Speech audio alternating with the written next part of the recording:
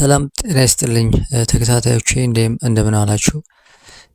እንግዲህ የወንድማችን አርቲስት ነጻነት ወርቅነህ የቀብር ስነ ስርዓት ዛሬ ነበር። እጅግ በጣም የሚያሳዝን ቀን ነበር፣ የሚያናድድ ቀን ነበር፣ አሳዛኝ ቀን ነበር። እንግዲህ የነበረውን እዛ ቀብሩ ስነ ስርዓት ላይ ሁላችንም እንዳየነው የልጁ የጓደኞቹ እና የሙያ አጋሮቹ የሚያሳዝን ስሜቶችን አይተናል። ነፂ ወንድማችን እንግዲህ ትላንት ስናየው ከትላንት በፊት ስናየው እንስቅ ነበር። የነፂ መልክ ከታየ እንስቅ ነበር፣ ደስ ብሎን ማለት ነው። እንግዲህ ከዛሬ በኋላ የነፂን ፎቶ ስናይ ከሳቁ ጭምር ሀዘኑ ተጨምሮ እያዘንን እንኖራለን ማለት ነው። የነፂ አዲስ ነገር ላናይ ነው ማለት ነው። ያሉንን ትውስታ ትንሾች ናቸው፣ እነሱን እያየን ልንኖር ነው ማለት ነው። ነፂ ወንድማችን ነፍስ በአጸደ ገነት ትኑር፣ ሰላም ረፍት ይሁንልህ ወንድሜ። ለሁላችንንም ጽናቱንና ብርታቱን ይስጠን። ሰላም ዋሉ፣ ጤና ይስጥልኝ። ነፂን ቻው ልንል አፈር ልናለብስ ያን ፈገግታ ያን ሳቂታ ሰው ልንሸኝ በዚህ ተገኝተናል። እጅግ አሳዛኝ ቀን ነው። በዓልና ሀዘን ገጥመውብናል። ጥምቀትና ሀዘን ገጥመውብናል። ማጽናኛ ቃል ወዳለበት ወደዚህ ካቴድራል ሁላችሁ ስለተገኛችሁ በድጋሚ እናመሰግናለን። የአርቲስት ነጻነት ወርቅነህ የሽኝት መርሃ ግብሩ ከዚህ እንደሚከተለው ይቀርባል። በመንበረ ጸባዖት ቅድስት ሥላሴ ካቴድራል የተገኛችሁ ሁሉ በድጋሚ እናመሰግናለን። ቃላት ይሰንፋሉ፣ እውነት ነው። ሀዘን ከባድ ነው፣ ነገር ግን ጽናና ይገባል። በአባቶች የተማርነው ቃል የሰማነው መንፈሳዊ ዝማሬ ማጽናኛችን ነው። ሁላና ይገባል። ነጻነትን ማንድን ነው ከምን ተነሶ ምን ደረሰ የሚለው እንዲያነብልን አርቲስቱን ወደ መድረክ እጋብዛለሁ።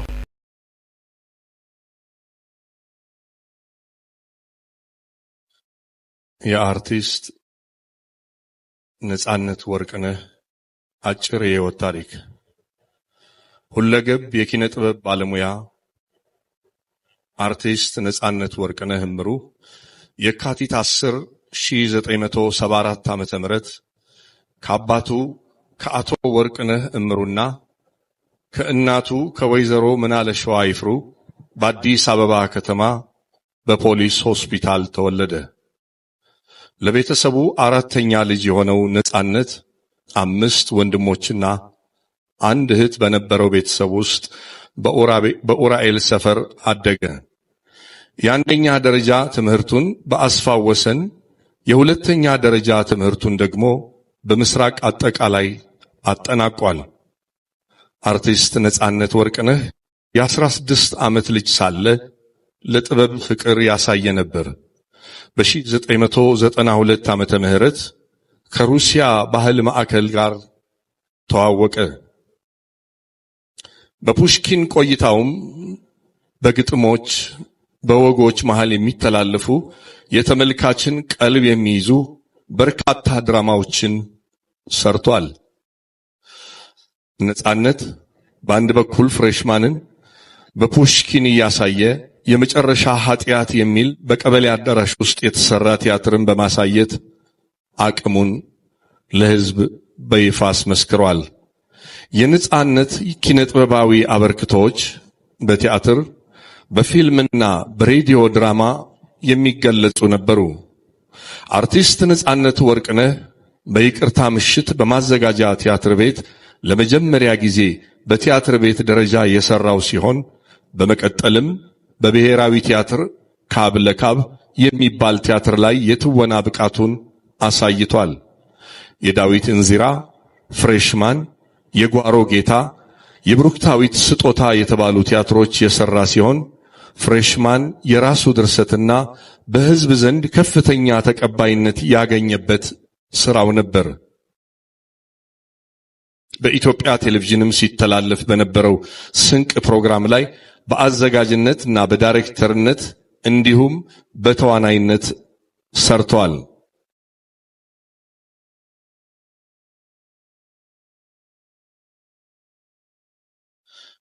በአዲስ አበባ ከተማ አስተዳደር ቴሌቪዥን በሚተላለፈው መስኮት በተሰኘ የ5 ደቂቃ ድራማዎች ላይ በብዙ ድርሰቶቹ ተሳትፏል።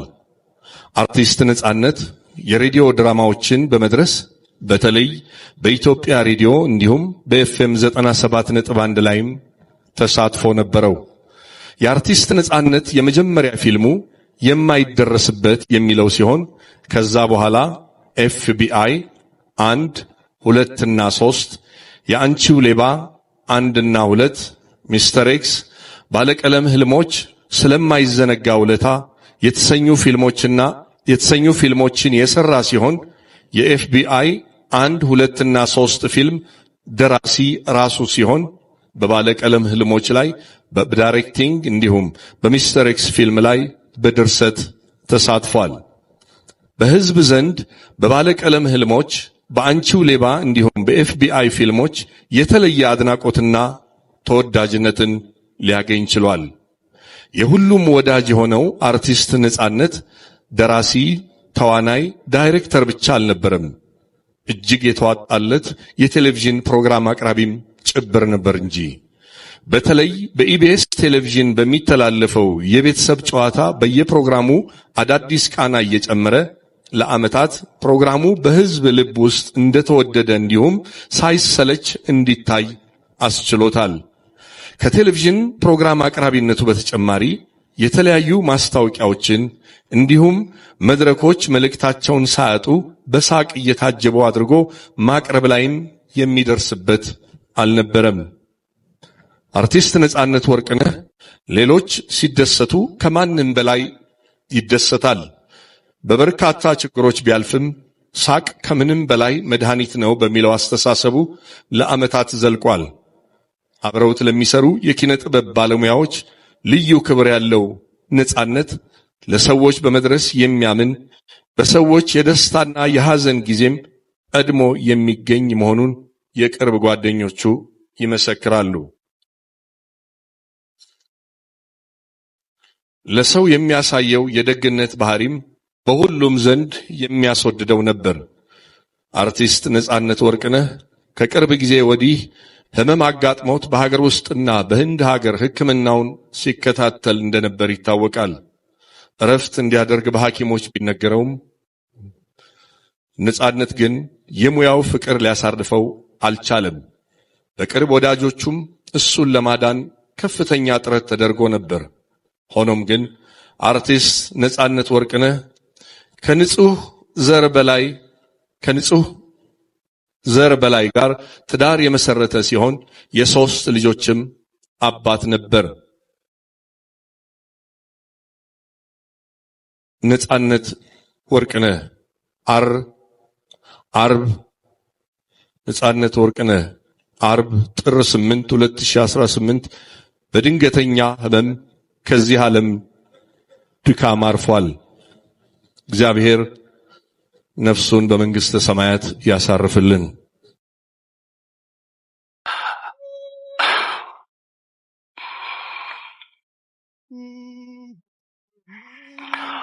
ዓለም በሚገልጸው ቋንቋ ስለ ነፂ ተነግሯል። እዚህ ጋር ቃላቶችን ወደፊትና ወደ ኋላ ስለሱ የተነገሩ ነገሮች ላይ ጨምሮ መናገር ትንሽ በጣም ይከብዳል። ነፂ ሙሉ በኩልሄ ነፂ ጊዜ ማጥፋት ነው። ምንም ልል አልችልም። ልቤ ተስፋዬ ሀብቴ ምዳዝር መጥቶላችኋል፣ ተቀበሉት። እኛም ወደ ሰው ነን። ነፍስ በሰላም ተረፍ። አቶ ነብዩ ጡመ ልሳን የኢቢኤስ ቴሌቪዥን ኢትዮጵያ ዋና ስራ አስኪያጅ፣ የሳቅ የደስታ ምንጭ የነበረው ኮከባችንን አጥተናል። የኢቢኤስ ቴሌቪዥን ብቻ ሳይሆን ለመላው ሕዝባችን ይህ ባለብዙ ተሰጥኦ የሆነው ውድ የኢትዮጵያ ልጅን ዛሬ አጥተናል። እንግዶች እዚህ የተገኛችሁ፣ በተለይም ቤተሰቦቹ ይህንን ድንገተኛ መርዶ በሐዘን ልብ የተቀበላችሁ የነጻነት ወርቅነህ ውድ ቤተሰቦች፣ ነጻነት ወርቅነህ በኪነ ጥበብ ስራዎቹ ኢትዮጵያንን ሲያዝናና፣ በቤተሰብ ጨዋታ ፕሮግራሙ ደግሞ በቤታችን ገብቶ ደስታን ሲያካፍለን የቆየ የጥበብ ሰው ነበር። የእርሱ ህልፈት ለኢትዮጵያ ኪነ ጥበብ ትልቅ ኪሳራ ሲሆን በህዝብ ልብ ውስጥ ያለ ልዩ ቦታ ሁልጊዜም ሕያው ሆኖ ይኖራል።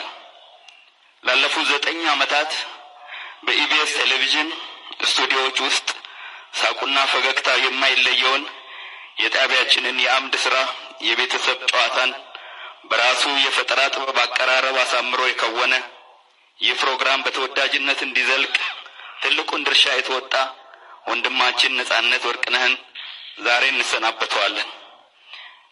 ነጻነት ለኢቢኤስ አንድ ባለሙያ ብቻ ወይም ሰራተኛ ብቻ አልነበረም።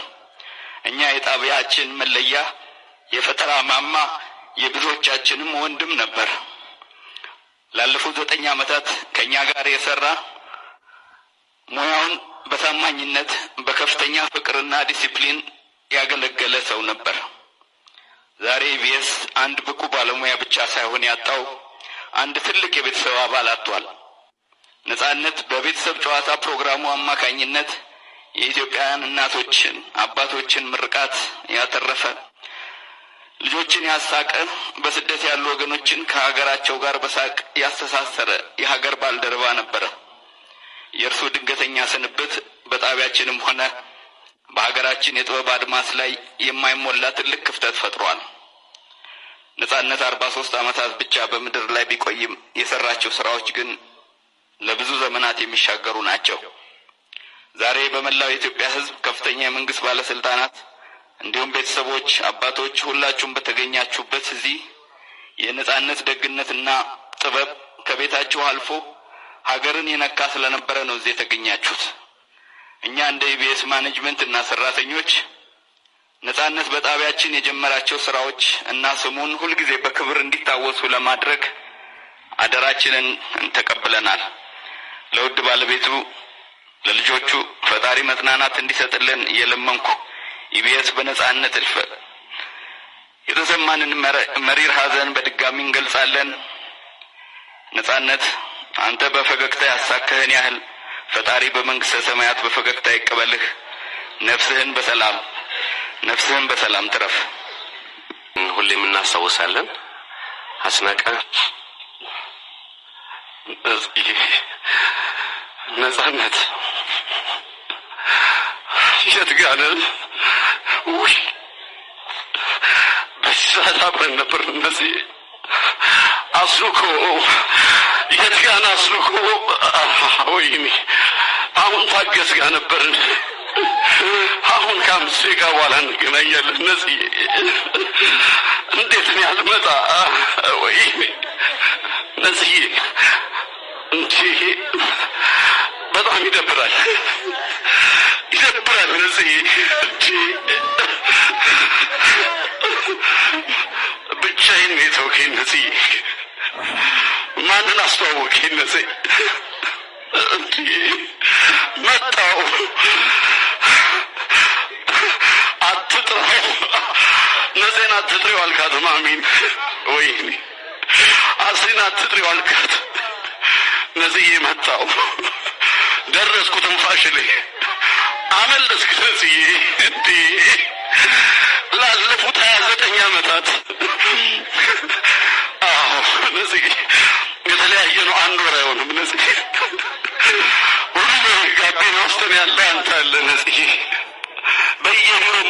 አስገባኝ በገባንበት ቢሮ አኩረት ምታውጣኝ ነጽዬ አንተን እንደቀልድ ነፍስህን ይማር ማለት አልችልም ነጽዬ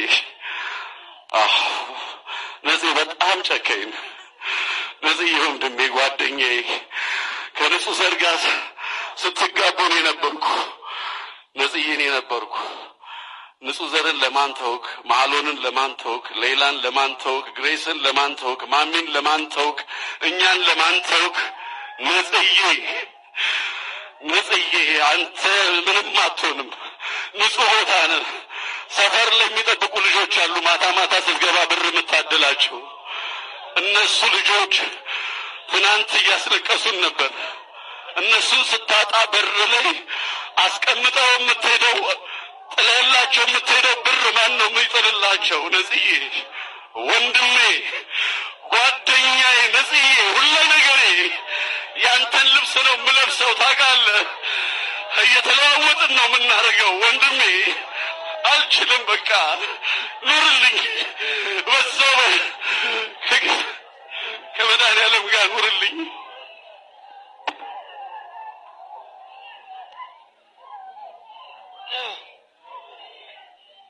አምሳዬ ወንድሜ ወይኔ ለኔ ያጣሁት መከታዬን ነው ወንድሜ በፈለኩ ሰዓት ሲቸግረኝ እምደውልለት ወንድሜን ያጣሁት እናቴ ናፈቀችኝ አለኝ ወንድሜ ዋህና ወንድሜ ደግ ነው ሁሉም ሰው ነው የሚወደው ወንድሜ እኔ በጣም አላመንኩም አሁንም ድረስ በጣም ነው የምወደው ወንድሜ ከቤተሰቡ መካከል የበኩር ልጁ የሆነው ማህሎን ነጻነት ወርቅነህ አጭር ንግግር ያደርግልናል ማህሎን በእንግሊዝኛ ቋንቋ ነው ጽሁፉን ያዘጋጀው እንቀበለዋለን ማህሎን ነጻነት ወርቅነህ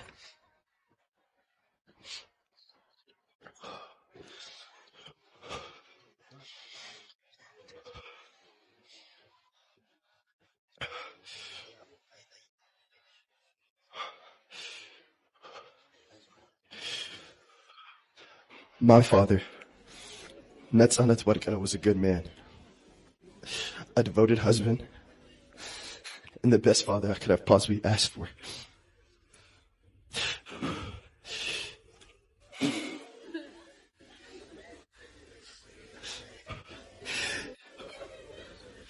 He always showed care for the ones he loved and made everyone around him smile. I don't know where I'd be without him. He was everything I could have possibly asked for in a father.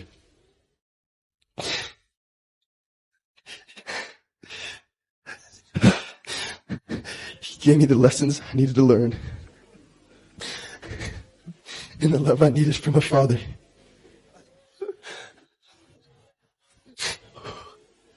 It pains my family and I greatly now that he is gone. But we know deep down that he's in a better place with God. Amen.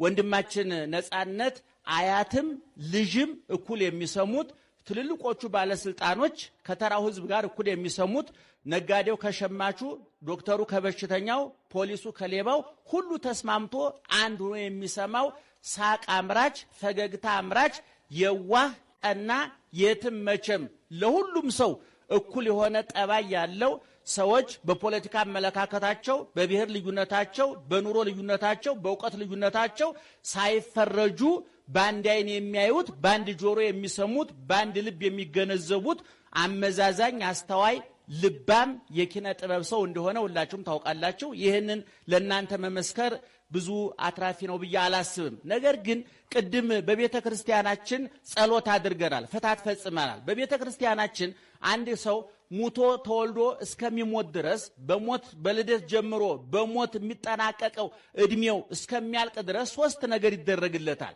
በ40 በ80 ቀኑ መከበሪያውን ለአቅመ አዳም ለአቅመ ሔዋን ሲደርስ መሞሸሪያውን ነፍስና ስጋው ሲለያዩ መቀበሪያውን ቤተ ክርስቲያን ታዘጋጃለች ቅድም በጸሎት በግዕዝ ቋንቋ እየተዜመ ስንለው የነበረው የእግዚአብሔር ቃል ተዘከር እግዚኦ ከመ መሬት ንሕነ ጌታ ሆይ እኛ አፈር እንደሆን ካፈር አምጥተህ እንዳበጀህን እንደሰራሃን አስብ። አፈር መሆናችንን ወደ አፈር የምንመለስ መሆናችንን አስበህ ይቅር በል ነው። ወሰብሰ ከመሳር መዋዕሊሁ ሰው እድሜው እንደ ሳር ነው። ሳር እንደምታውቁት ዝናብ ሲያገኝ ይበቅላል፣ ይለመልማል፣ ያብባል፣ ይደርቃል፣ ድራሹ ይጠፋል። የሰውም ጠባይ የሰውም ተፈጥሮ ከዚህ የተለየ አይደለም። ይወለዳል፣ ይኖራል፣ ያድጋል፣ ይኖራል፣ ይሞታል።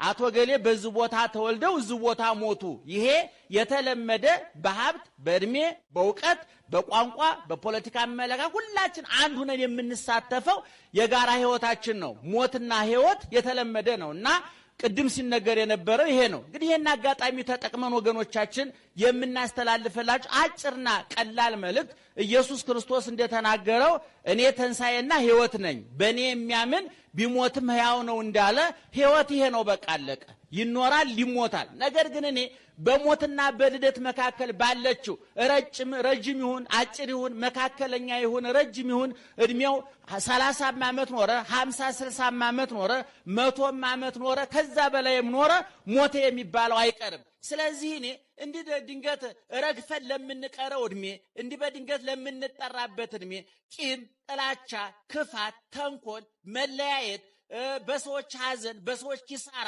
በሰዎች መዋረድ፣ መደሰት ማቆም አለበት። በእውነቱ ዛሬ ስድብ እየተዘራ ጥላቻ የሚታጨድበት ዘመን ላይ ነው ያለነው። ክፋት ተንኮል በቅሎ አብቦ የተመረተበት ዘመን ላይ ያለ ነው።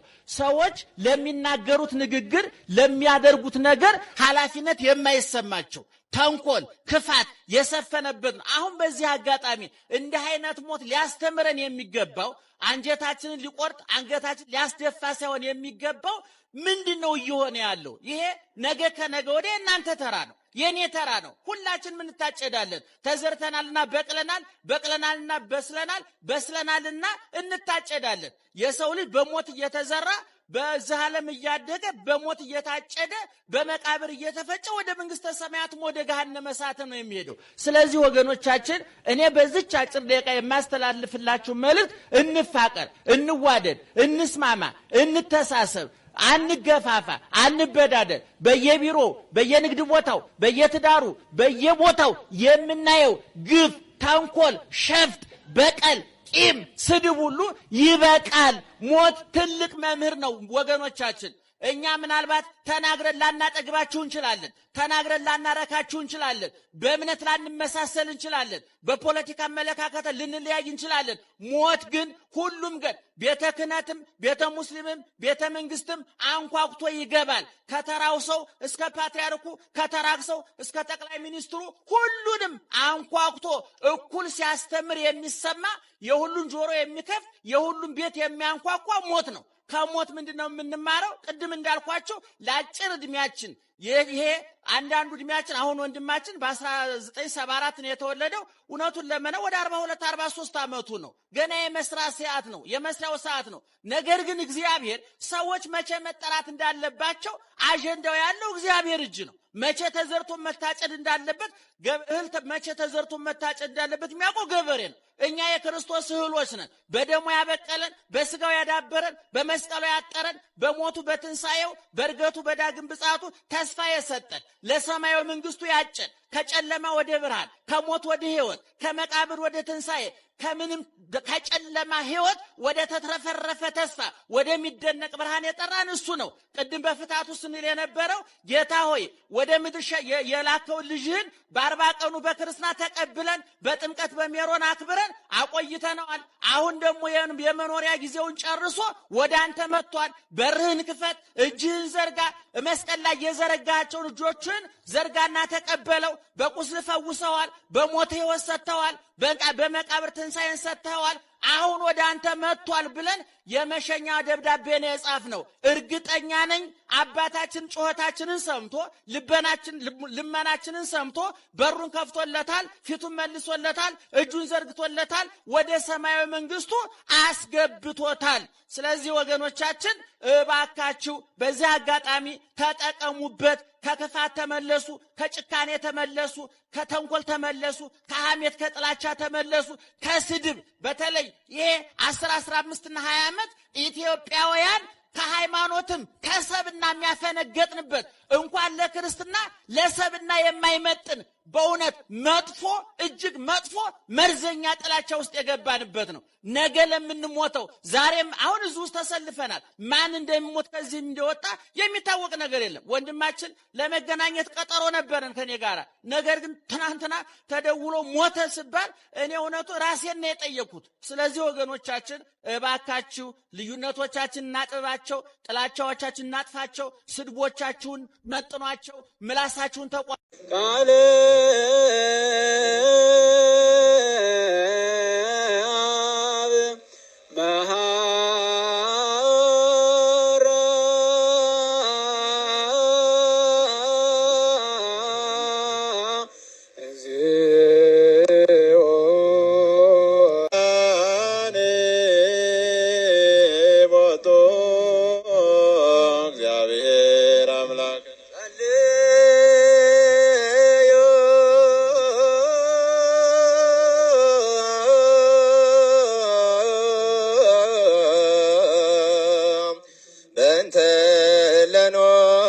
በስጋሽም ድንግል ነሽ፣ የአሸናፊ እግዚአብሔር እናት ሆይ ሰላምታ ላንቺ ይገባሻል። ከሴቶች ሁሉ ተለይተሽ አንቺ የተባረክሽ ነሽ። የማኅፀንሽ ፍሬ ጌታችን ኢየሱስ ክርስቶስ የተባረከ ነው።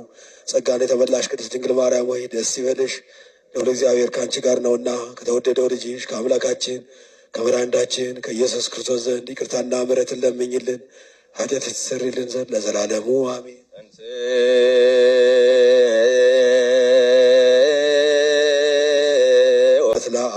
ስብሐት ለወልድ ስብሐት ለመንፈስ ቅዱስ ይእዜኒ ወዘልፈኒ ወለዓለመ ዓለም አሜን። ለይኩን ለይኩን ቅዱስ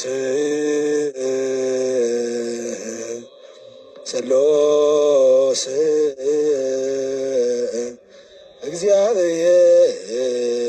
እግዚአብሔር ሕያው ተሰብሐ